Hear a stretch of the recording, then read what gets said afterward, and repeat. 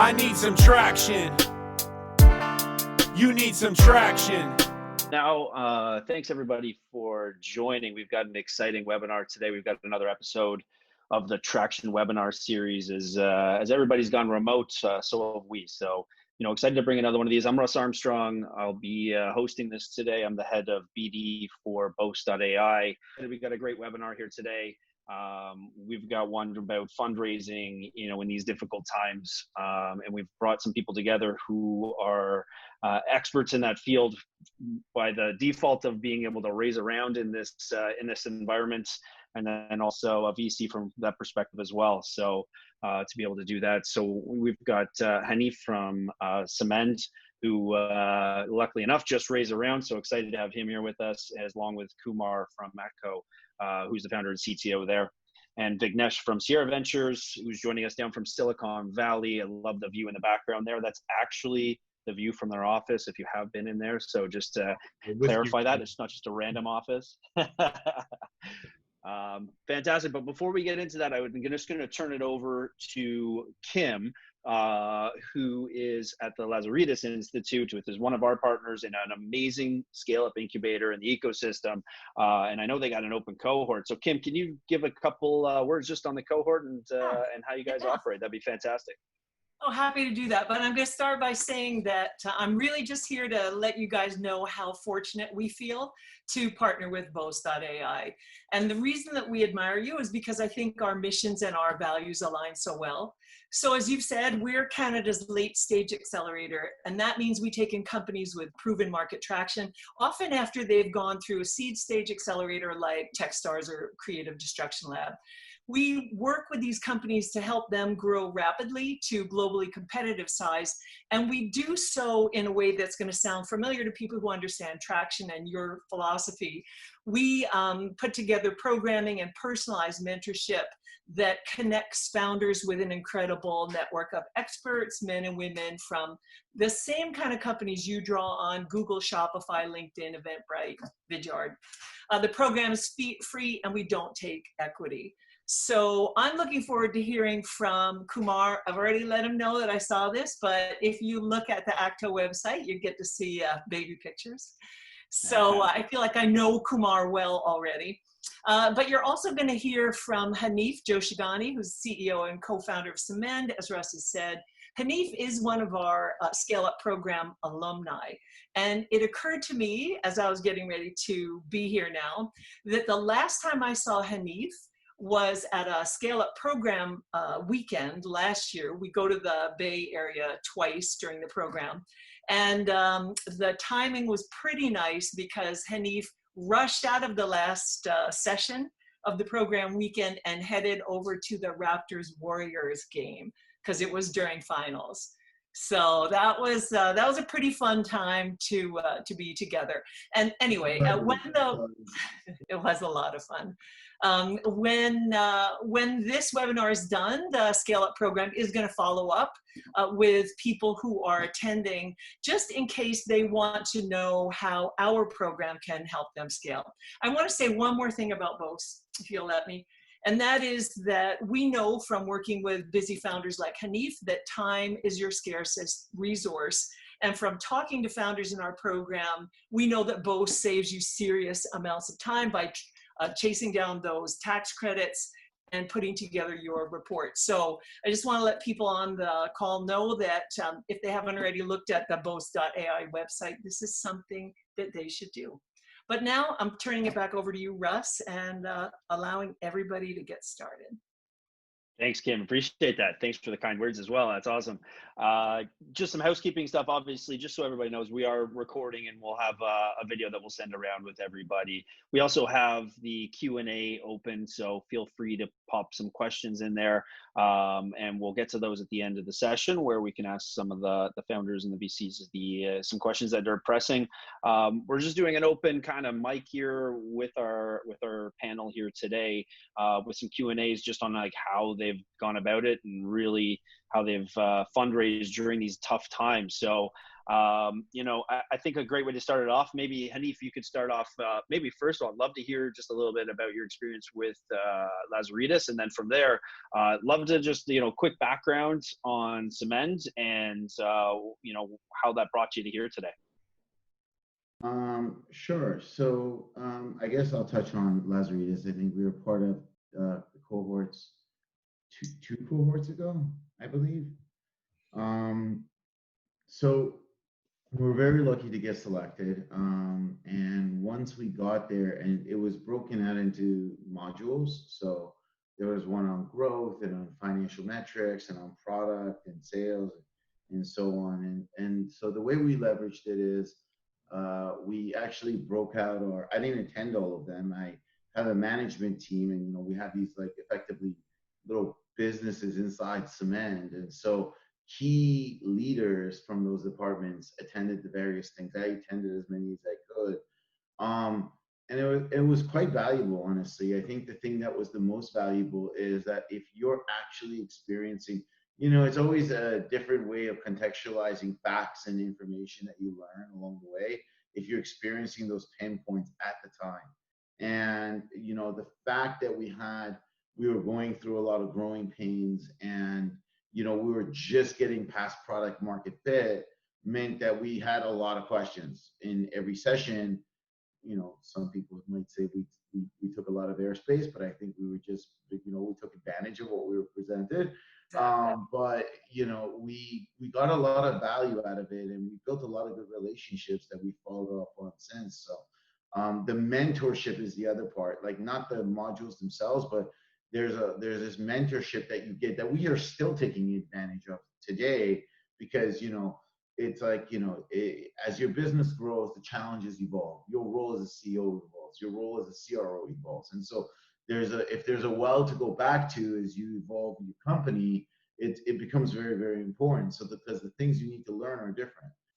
And the mentorship hours that we've been able to gain have been incredibly valuable. So it's like, you know, how do we build a hiring machine? How do we standardize performance management? What are the metrics, and how do you build dashboards and metrics around monitoring your business? Like, so all of these things, instead of having to figure them out from scratch, my first instinct is to reach out to Brandon and Joff and be like, hey, you got a guy for me that I can talk to? And that seems to be the first place I start, which has been really great. Fantastic. That's fantastic. Great to have that kind of mentorship. It definitely helps speed the process up, as opposed to, you know, trial and error. Talk to experts who've been there before, who have done it. Like, that's absolutely the best way to get there. Yeah. That's awesome. So let's just jump back in. And you just raised a round, right? Congratulations. That's amazing. Big news. I'd love to hear a little bit about that. Like, it was, what are the details on it again? So it's a 73 million Canadian raise. It's about 52 million USD. It's our Series B. So we've done around May of 2019. We've done a $13 million Canadian Series A, led by Ignition Partners out of Seattle. And the vast majority of the money will be, you know, we're in a position where growth is, you know, the success or the failure of the company is not predicated by our ability to sell, but it's more predicated by our ability to execute.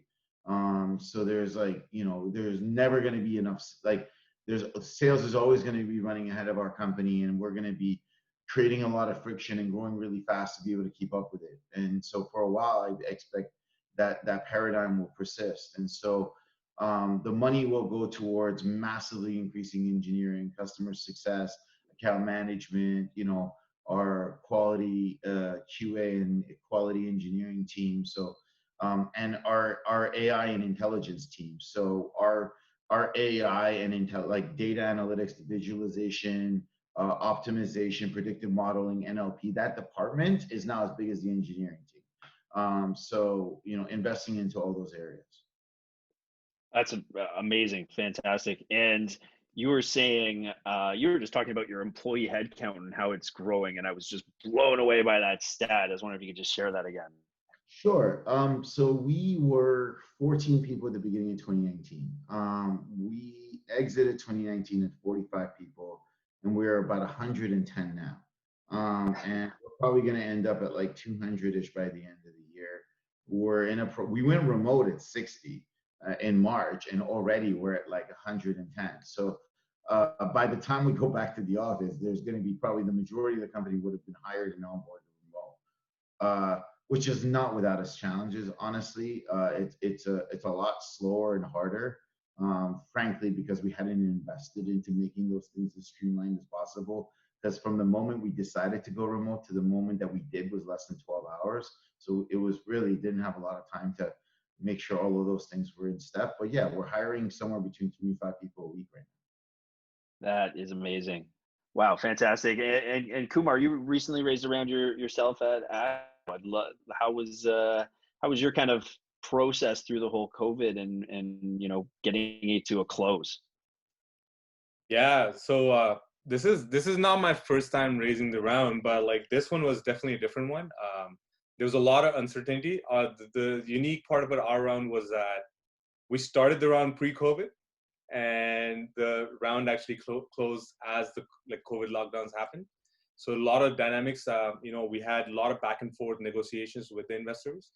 There were a lot of tough conversations. I mean, especially us being in life sciences industry, as soon as the lockdown happened, the pharma stocks fell by 50, 60%. So it was a huge dent. And then basically, it was a tough conversation that we had to have with the investors at that point. Right. And was it, like you said, you had kind of some momentum before you went into it. Was this led by new investors, or was it existing investors that were leading your round? How was that? Yeah, so it's new investors. The existing investors did help us drum up a lot of network in the beginning, and I think that's one of the key things where we undervalue the kind of network that we build over time.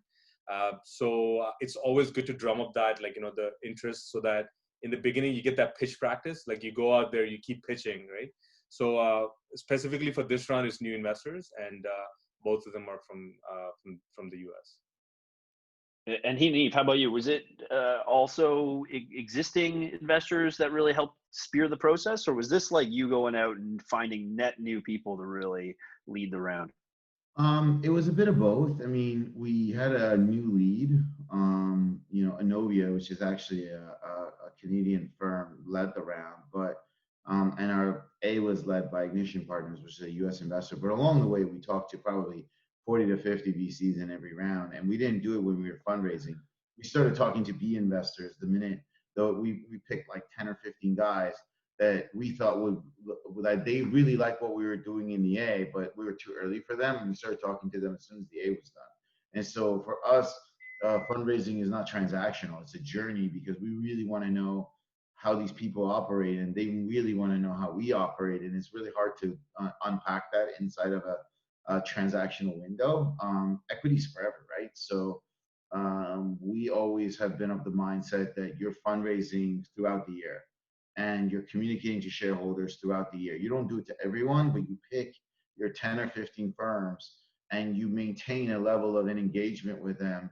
We're starting to think about our next round, say it's a couple $100 million now, and we're going to start talking to those people now, so that they experience a track record of execution with us, so that by the time we want to pull the trigger on a couple $100 million, they feel like they've been part of the journey, and they have trust in our management team and trust in our story. And I think that makes fundraising a lot easier.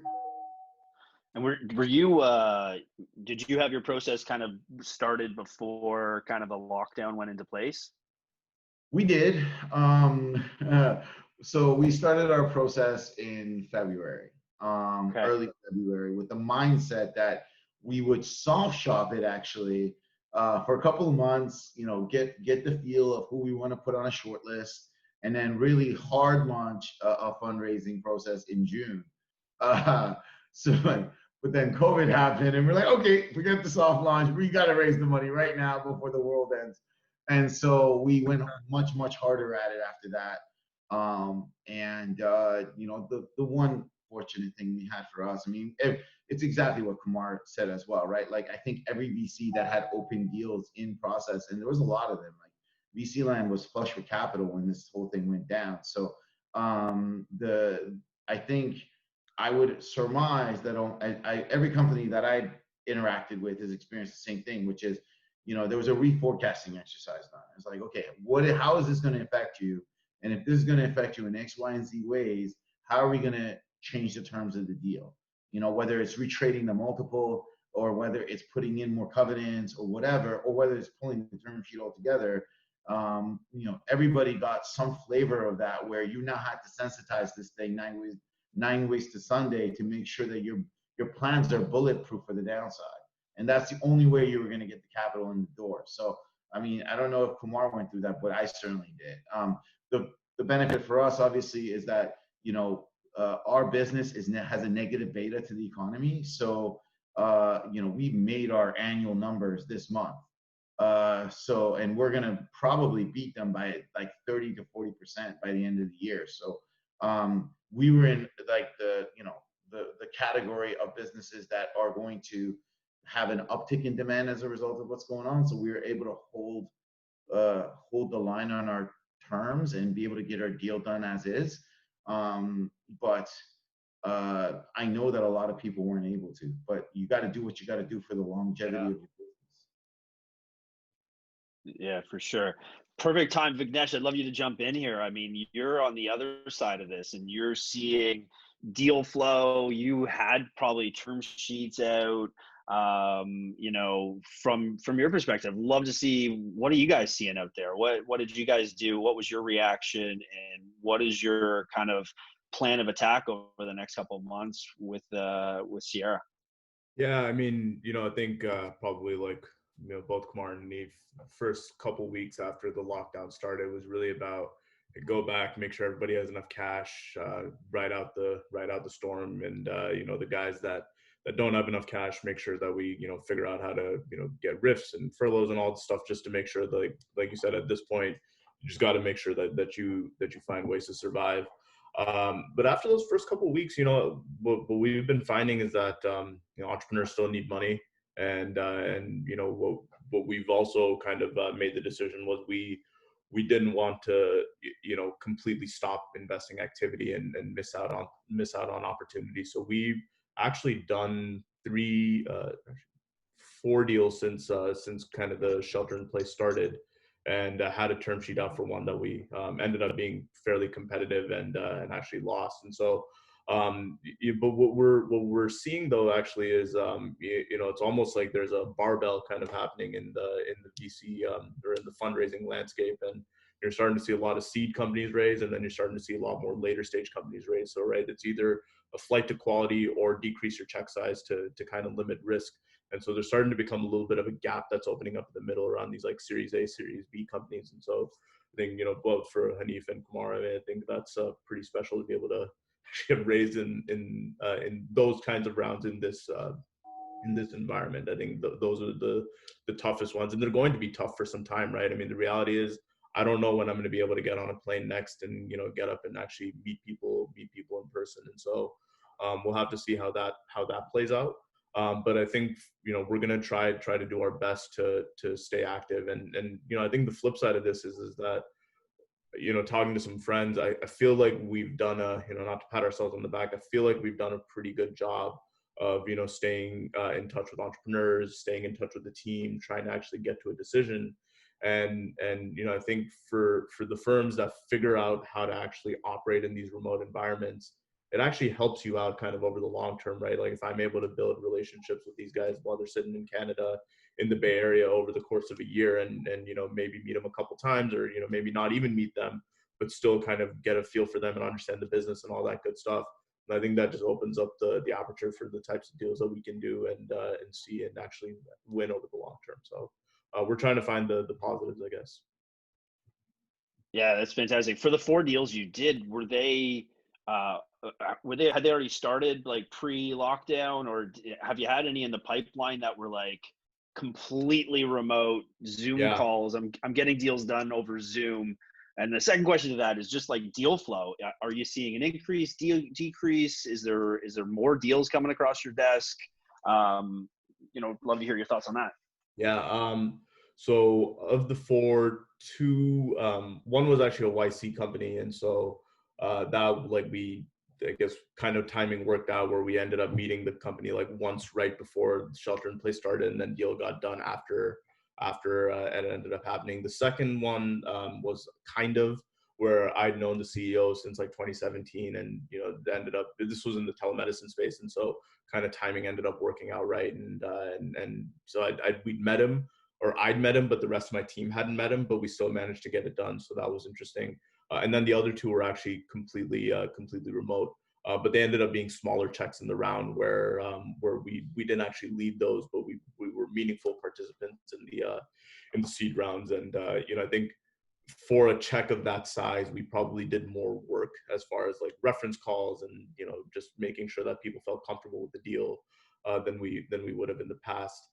From a deal flow perspective, it's funny. I go into every week or into the end of every week assuming the following week's going to be kind of slow, and it really hasn't been very slow. It just, I think there are a bunch of companies that are out raising right now, right? And if nothing else, you're trying to find ways to chat with companies that you thought were interesting, 6 months ago, and maybe you missed a round, and now you're trying to find ways to, see if there are opportunities that are popping up. And so, I don't think it's actually slowed down a ton. And I think like both these guys mentioned, it's a long-term relationship kind of driven business at the end of the day. And so, now is a good time to, reconnect and rekindle those relationships so that you have a chance to actually act on that when the stuff starts to clear up. Yeah, fair enough. So, I mean, and I always kind of see, the industries that have been really dramatically hit by this are skewed. There's been some that's been, as Hanif was saying, that are negatively correlated to the economy, who actually have, had a spike in sales off the back of this. Have you seen, just from like, are people pivoting their stories for a COVID narrative, or are people still sticking to the regular story in the hopes that we kind of move out of this quickly? Like, and I think this is fair for all of you guys, in your fundraising process. Yeah. Did you have a COVID narrative while you're fundraising, or were you just like, let's look at the light at the end of the tunnel and focus on our core business and how it's going to be at the end of the day? Yeah. I don't know who. Let me kick off. So here's what we did, right? So look, when it happened and we were in the middle of the raise, we actually got into the room. So the founders got into the room. We were like, okay, does our product really solve the pain point of the customer, and as well as add the value during these harsh times? So we actually put ourselves in the customer's shoes and really looked at it from that vantage point, even though us being in a life sciences space. So you think, okay, you're in life sciences, so you should be immune to COVID, right? No. So we did get impacted to a certain degree, especially on the dental and device side, because there's no dentist office anymore. There's no devices being manufactured for them. So from that vantage point, so we did that. And then in the heart of our hearts, like, we really evaluated our product, our business, our core value. And if we were true to ourselves and to the company, then we have the narrative to take it to the investors and to our customers. Right. So that's what we did. And that exercise really helped us a lot. Did we have a change in narrative? Not so much. Because again, fortunate enough that we were in the life sciences space, which, to be honest, we were in a position where we can make a difference in the industry. But from that vantage point, we actually did the exercise, and in all honesty, that helped us a lot. Yeah, it makes sense. Yeah. Hanif, what about you guys? I mean, you guys were negatively correlated. So did you guys really change it, or were you guys chugging along and it just added fuel to the fire? I've been telling people for years that when a recession comes, you're gonna need Symend, and finally a recession came, and I was like, I told you, it was one of those moments, right? So it was different for us. We pivoted into COVID in two ways, and I think the first way is we not on the fundraising side, but more importantly on the actual business model side. We actually our product. There's a whole bunch of disruptions that happen on call centers getting shut down. Then all of a sudden, behavior changing in consumers and risk changing in consumers so fast that decisioning and risk models couldn't keep up with it. So the only way you could get the pulse of what's going on with your customers is engagement and intent and sentiment measurement off of that engagement. And then also all these deferrals and forgiveness, and then how to migrate those customers to a new normal without losing half your base. So all of those things were things that we could solve between our technology and our behavioral science team. And so we pivoted into all of them. Like we created use case studies specifically for the specific problems that people were facing. Our implementation is fairly heavyweight because we deal with large enterprise. We launched a quick start program so that we could start selling Symend in a box, as it were, not with all the features, but something a little bit more out of the box that they could get up and running on to hold the waters at bay while we get the bigger implementation going. So we came up with all these things to kind of focus on what we experienced in our big company enterprise customers is if it wasn't going to help them with COVID, they were not going to look at it for another 90 to 120 days, like, because that's what they had to deal with first. And so we positioned ourselves as being part of that solution so that we could keep selling. And we really felt it, like we really believed in it, right? Like we are having a positive impact on people, helping people with this problem and helping the end consumer with this problem. We just highlighted it to everyone that would listen. And we turned around, we started with that, and then we turned around and the people that were in the sales process, in the investment process said, look at all the things we're doing. We're actually a part of the solution here, you know, and it made people, and because there was the validation of customers receiving that positively and wanting to go faster and wanting to buy. The story to the investors was simple. It's like, look, the data points are there.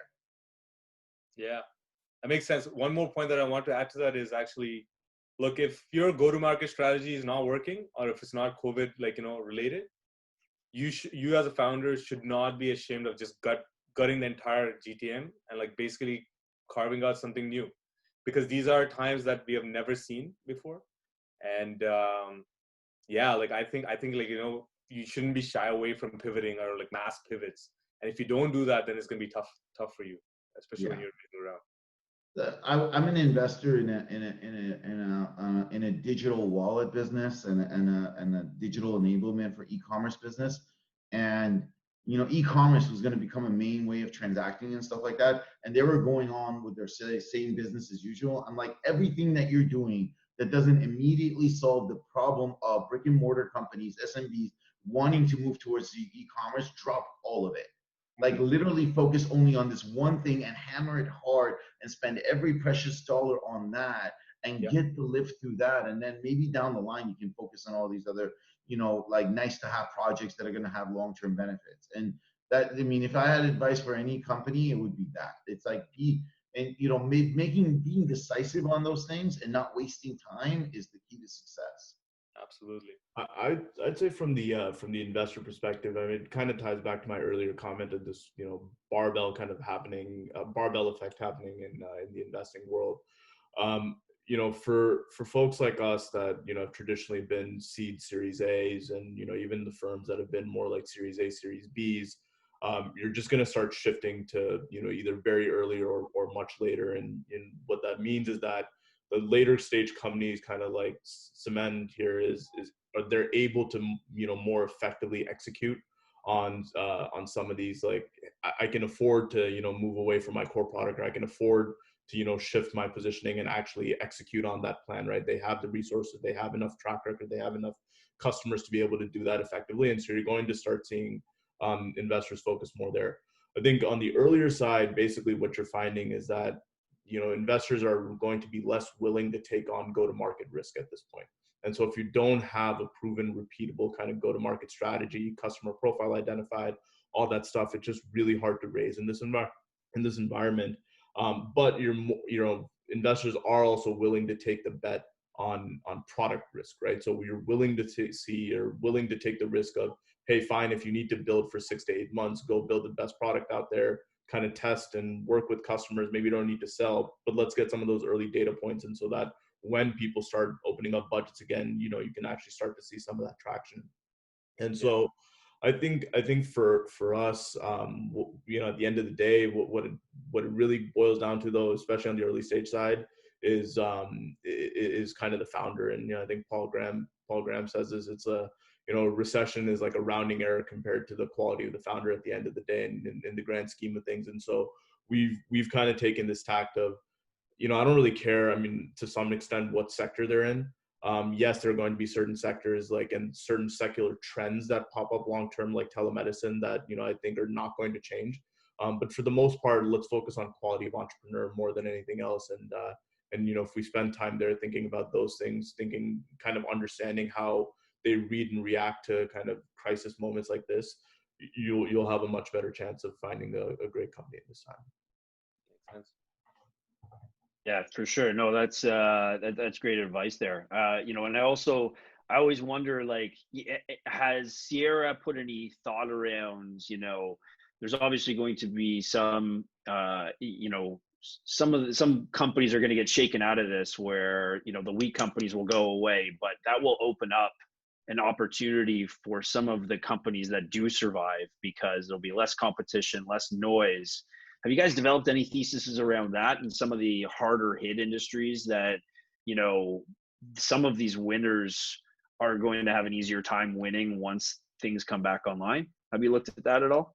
Yeah, I mean, a little bit, but it's it's kind of hard to build thesis around those types of industries, just because you don't know how long this is going to last, right? I mean, if all of a sudden, then not that it's likely, but tomorrow budgets start opening up, right? Then maybe things turn out to be better than expected. And so I think for us, the way we've been thinking about it more is, what are the secular trends that are going to be sticking around long term, right? So I think the telemedicine deal we did is a really good example of this, where, I mean, I'd known the founder since 2017. I had a chance at the series, like the seed, Series A, Series B, not the Series B, seed and Series A, passed both times. And there was an opportunity that popped up on a convertible note, and we jumped on it. And the answer is simple, right? It's that historically, while the healthcare system has been pushing telemedicine, patients never wanted to use it. But now that patients have actually experienced using it, patients are probably going to, be more likely to use it going forward, just due to convenience and things like that. And then the numbers are just staggering, right? I mean, a friend was telling me that Penn Medicine went from 0 visits on their telemedicine site to 5,000 a day. And so that kind of volume shift is just not going to, it's just not going to turn around and go away. And so these long-term secular trends are where we're thinking about and spending time from a sector perspective. I mean, that's an area of manufacturing, or at least, how does automation around manufacturing kind of get impacted as a result of, supply chain shifting and things like that. So we're spending time thinking more about those types of trends and quality of entrepreneur, rather than, hey, let's go find industries that are particularly hard hit. I think that's going to be more of a retroactive kind of look once things start to settle down a bit. Perfect. I know some of our audience is, on the earlier side and maybe first time or seed investors in that sense. So love just from, the veterans who've raised, rounds before, just like your best tips for those early stage investors to really go out and raise money. Hanif, would love to hear kind of some of your thoughts around that. Do you have some best tips for them? Yeah. So, for first-time entrepreneurship, honestly, like, leverage as many government resources as you can. I think those programs are all, at least in Canada, as far as I know, are getting topped up and stuff. And there's a lot of focus on, subsidizing students for summer programs and all these, tax subsidies and, wage subsidies and all these types of things. So trying to leverage every avenue of free capital that you can possibly get your hands on, I think, is a super critical component of this. And then from there, like, to the people that are earlier on, my advice to them has been, grow through revenue and get into a break-even point as quickly as you can so that you can survive this. Like, to Vignesh's point, there's going to be an unequal, if you think about funding as a funnel, right? Like, there's going to be breaks in it and choke points in it in this environment. And so, which also then affects the number of companies as, graduating from one to the other. My advice to every company that I'm involved in today has been twofold. One is demonstrate how your business is going to be fine and grow in this environment as quickly as you can. And the other part of it is basically, tap every resource you can and get to the black as quickly as you can. This is not a good time. If you haven't done a major funding, obviously we're in a different position, but if we haven't, there's two types of companies in this environment, really. And you're going to see the previous, there's, you know, since I started my professional career in 2001, there's been like, what, 6 Black Swan events. It's happening very often. So there is a history of what to do in these situations you can draw on. And there's two types of companies: those that are able to move decisively to a break-even efficient point and survive it and slowly grow incrementally and get out of it just fine. And the guys that got enough money that they can all of a sudden weaponize their balance sheet to take over categories. Right. I'd like to think Symend is in the latter stage. Like, we're not in the business of trying to be efficient right now. We're trying to win the entire market while everybody else is licking their wounds, so that we can come out of this the way Salesforce came out of that recession back in the day, right? Like, so that's the way we're looking at it. But if you don't have that wherewithal, it's okay. You just got to get into very decisive survival mode, in my opinion. Yeah, I mean, Hanif, great points, man. From my side, to be honest, like, I agree. Like, that's what I was alluding to earlier as well. If you are not true to yourself, if your narrative is something where it's not like genuine, and if you're not adding real value, then that is the same that is going to resonate in front of the investors, in front of your customers. So they both are the same. Like, you know, they're looking at value that you're going to add to them. And if you really cannot pivot, and if you can't gut out your go-to-market in these hard situations, and you're not true to yourself, then it's going to be tough. The probability is going to reduce. And to be honest, another advice that I would give entrepreneurs is, look, do not undervalue the network effect, right? So if you have like your network, and if you have built up some kind of like some traction around yourself as an entrepreneur, use it and drum up as much interest as possible, because you're just increasing your odds. You want to gain as many pitch opportunities as possible, right? Get in front of as many people as possible. Keep pitching, because the narrative will change. Like, it will pivot to a certain degree, and by the time you hit your, like, you know, the ones that you actually want money from, your pitch and your story is just to the point, and, like, you know, it's genuine. So that's my suggestion to the entrepreneurs. Just keep pitching all the time, and try to drum up as much of traction as possible around that. Yeah, I mean, I think I kind of agree with both of them. I don't have a lot more to add there. I think at the end of the day, what it comes down to, especially right now, and it always has been, but it's a numbers game at this point, and you just have to meet with enough people and be smart about your time. I think one of the things that I find a lot of entrepreneurs do, and especially right now, is like, if you kind of get a lukewarm response, don't kind of like keep, you know, hounding that, you know, that same investor, right? There's a lot of other investors out there. You just have to open up the aperture a lot wider in order to go find the right investor. I mean, at this point, you know, the most important thing is cash and you know, and being in survival mode. And, you know, we've had companies that, you know, for example, in the HR tech space, that have said, we're just going to completely say we're not growing at all, flat growth, and we're just going to execute against that plan really, really well. But, you know, while we don't show top line growth, we're going to have, you know, $20-30 million in cash coming out of this stuff. And next time, you know, or next year, kind of when the markets start to open up and when they may have to go raise again, investors will view this year as a mulligan year anyway, right? So you're not going to get judged on kind of growth for this year anyway. At this point, it's just about building the foundations and the elements of a strong long-term business. And so it's about doing things like what Hanif said, right? And if Hanif has to give, you know, 30, 40, 60% discounts on price to get logos, like, that's a great deal for him right now, right? He can afford to do it. And you know, when he comes out the other side of it, that's just a phenomenal story to be able to tell. Yeah. One last point that I add there is, to Vignesh's point, in early rounds, the investors are looking to back the founders, right? It's more of the founders than anyone. So for founders, being genuine is very important in the narrative. And to be honest, like, raising a round is like, a lot of stars do have to align. So everyone should be, like, you know, mindful of that, and like, they shouldn't shy away from actually thinking, okay, dude, like, you know, I have to be in front of the right person, say the right things, and a lot of things have to work in my favor for me to successfully close that round. So yeah, I don't think they should, like, shy away from actually accepting the fact, like, you know, just like always, a great narrative is not going to get you the dollars. And I'm sure Hanif and Vignesh have their thoughts on that. I'd just say one other thing. I was just kind of reading through the chats and the Q&As, and there's a lot of questions around kind of how do VCs address kind of what is a good founder, and I guess to maybe make what Kumar said a little bit more concrete. You know, I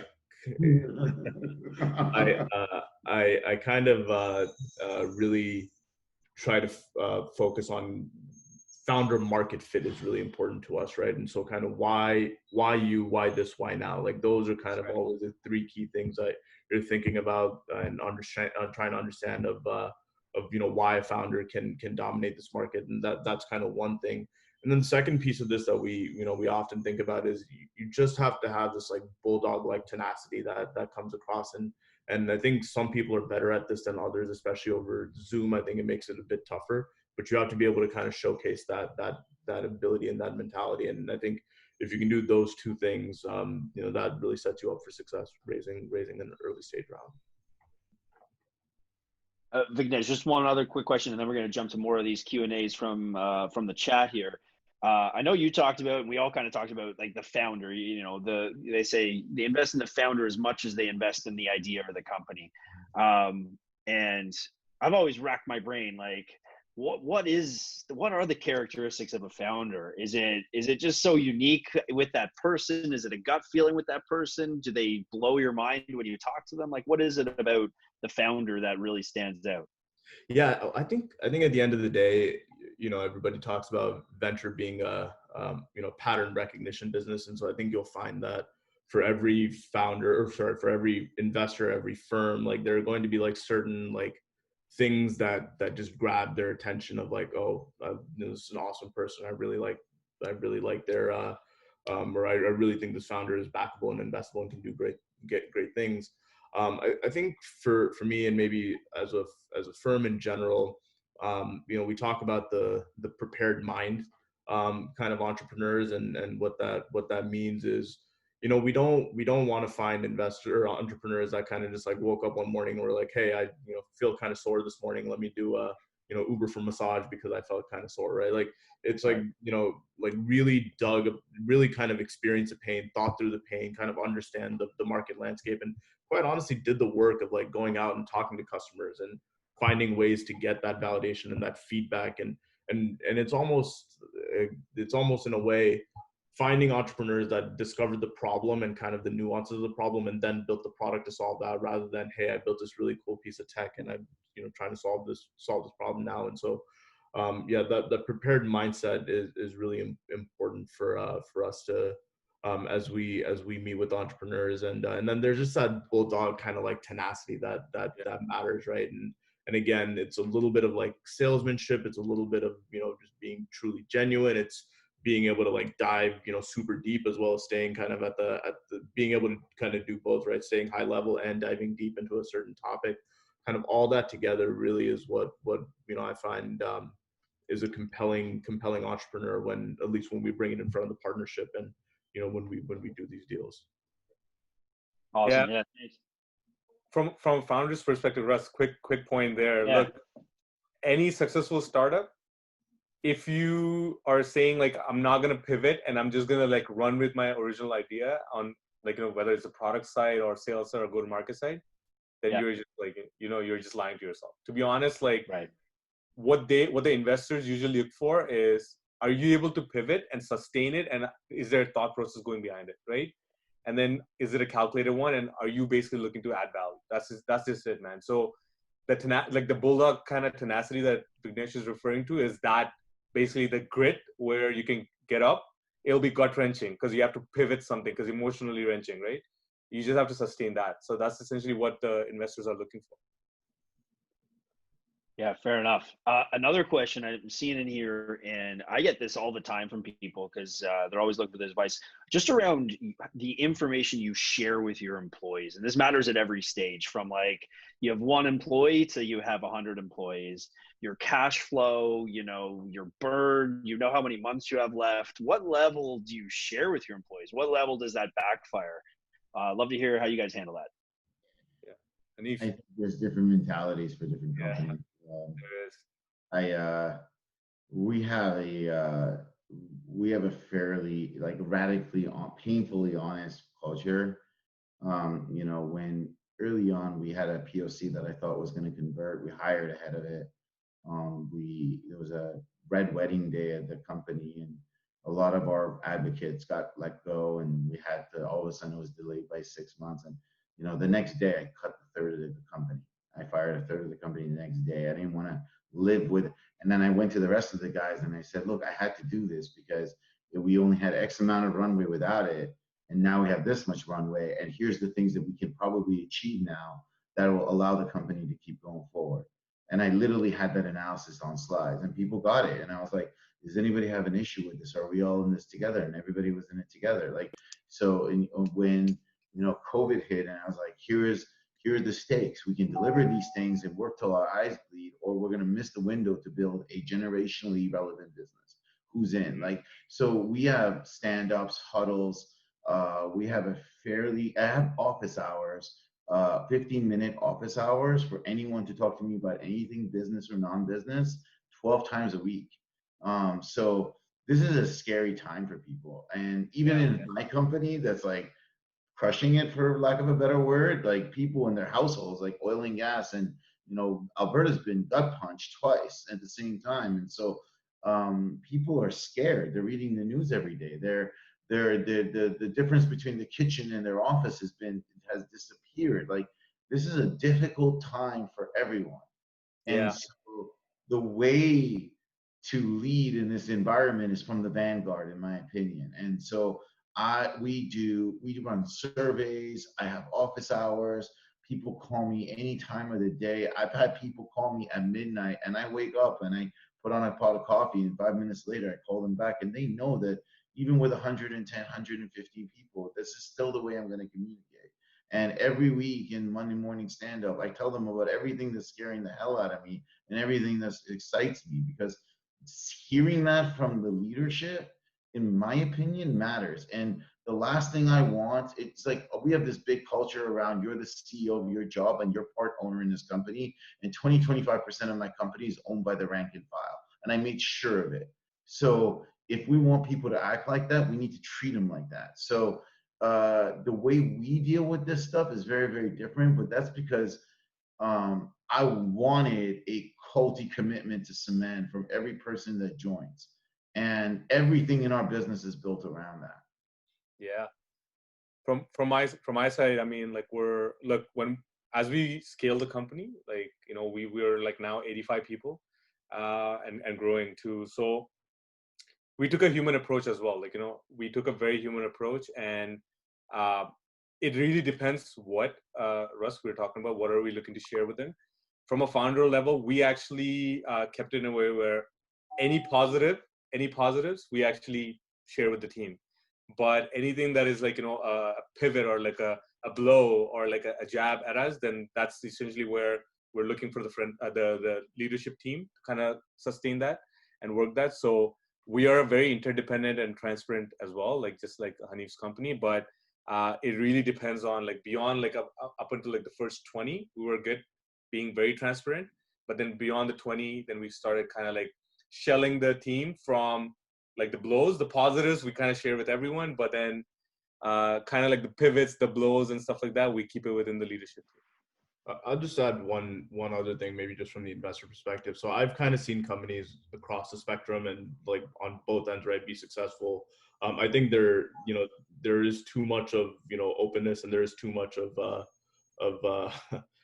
hiding things, and you can't be too far at either the pole ends. But what I would say, actually maybe just slightly differently, is that the one common theme kind of across the companies that have been successful is that the culture is defined from very early on and kind of emanates top down, and like setting that culture and that cultural tone very early on is so critical and so important, especially as you like think about hiring new employees, hiring new execs, all that stuff. I find that the companies that don't think about culture and focus on culture too late, those are the companies that really have no kind of direction and aim for what they really want to become and how to become a great company. So Great point, man. Totally agree. Fantastic. Seeing another one here, just Vignesh, just around valuations and types of instruments being used. Do you see more converts out there? And on the valuation front, are valuations getting compressed at all, or multiple shrinking, or is it still too early in the cycle?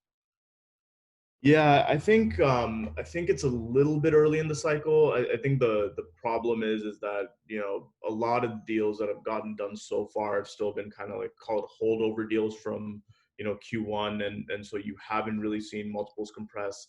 I also think, ironically enough, I mean the public markets, as much as we're all kind of worried, really haven't reflected massive down rounds yet, and so we haven't seen a ton of it yet. But what we are seeing actually is different terms and kind of term sheets that we're seeing. So whether that's different types of dilution mechanisms, adding warrants into things, or even raising convertible notes in the middle, we're starting to see different types of kind of structures around the deals that are kind of make up for trying to cover downside risk.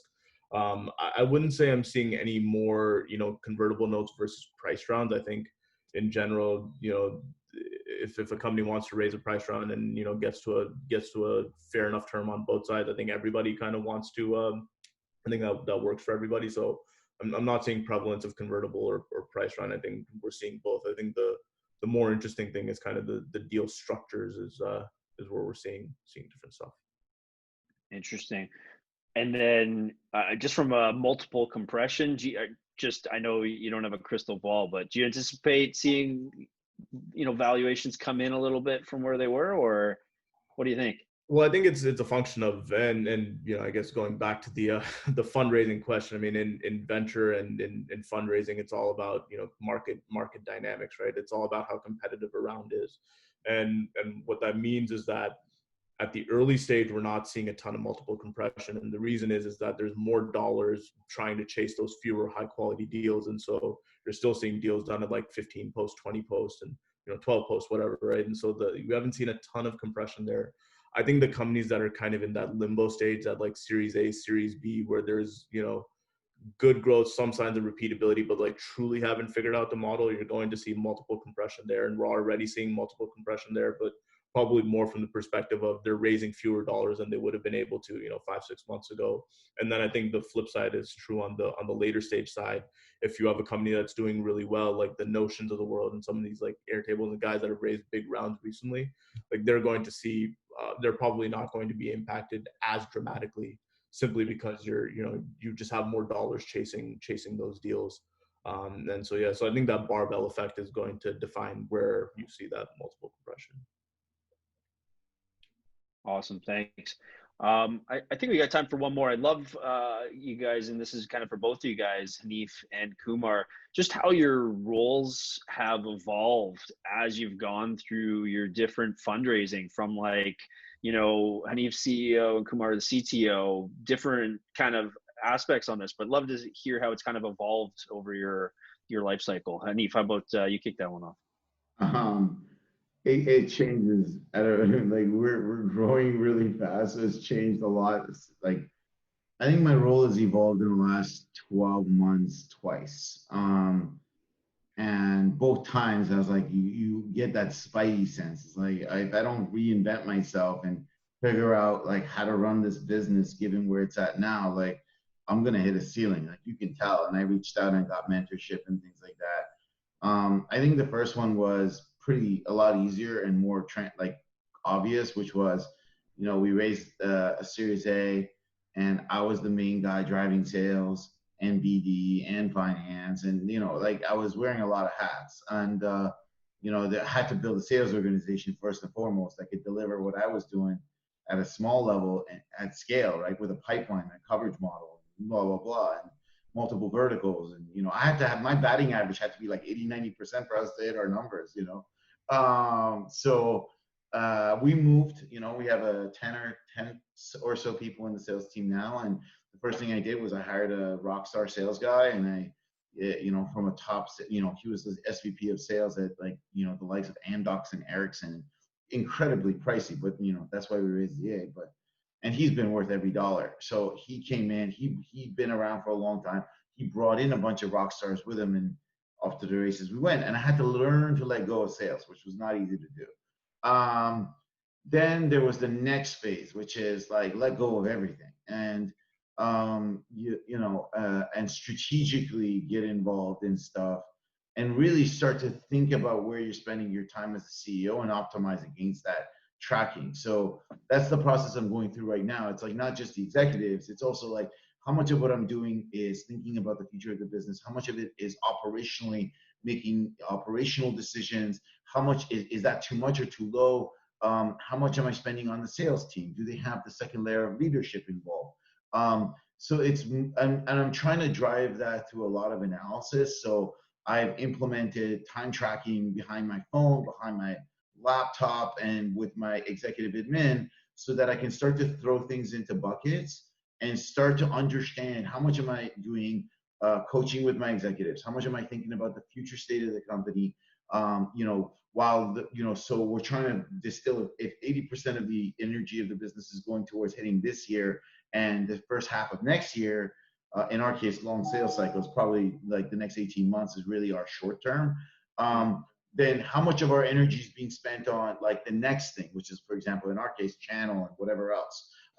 So it's thinking about like optimizing your time in that sense. It's like, where are you spending your time? Where are you optimizing your time?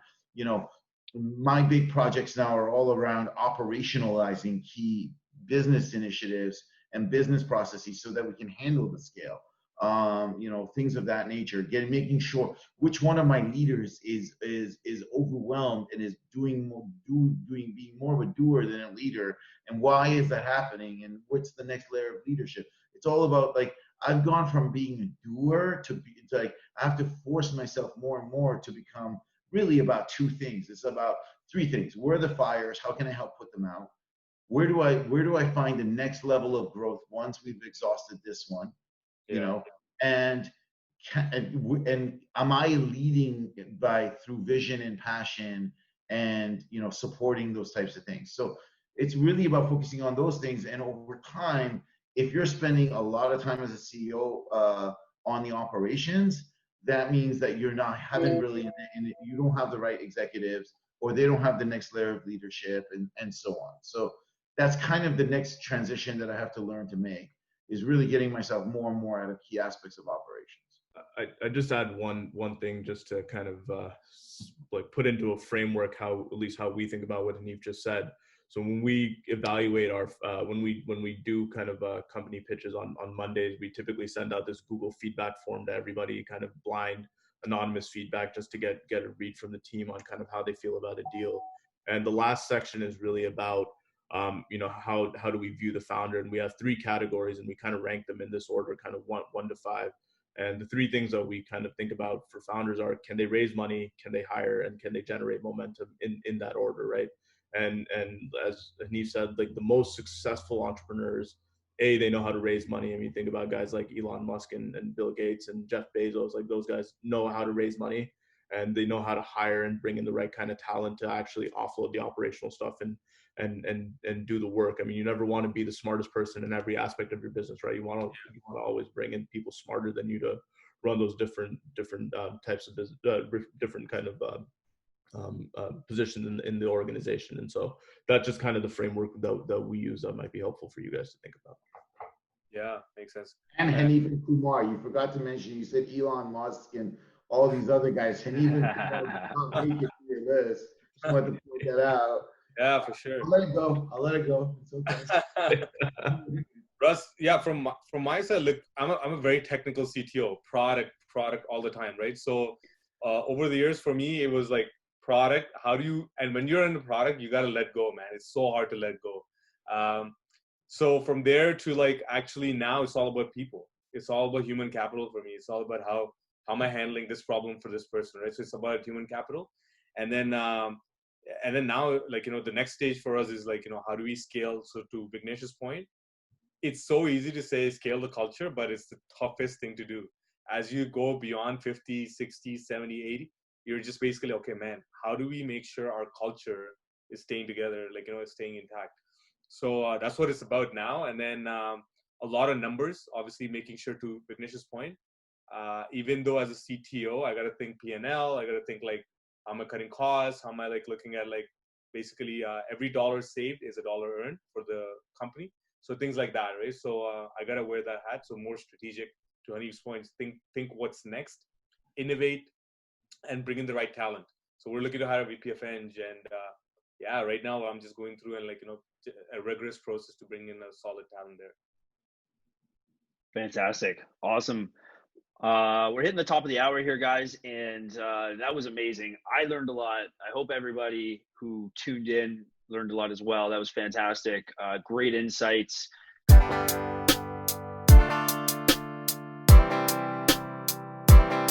I need some traction. You need some traction.